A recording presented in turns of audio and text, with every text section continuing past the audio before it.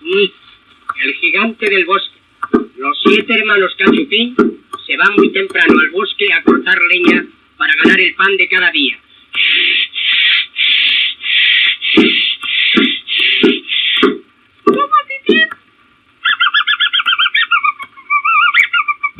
Pero al terminar el trabajo una vez anochecido, se pierden por el bosque.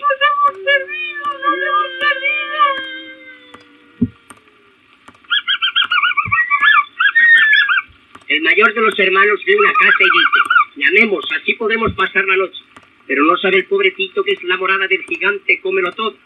Y al ver a los pequeños... ¡Os voy a comer a todos! Tan flacos, les hace preparar una buena cena para engordarlos y después comerse.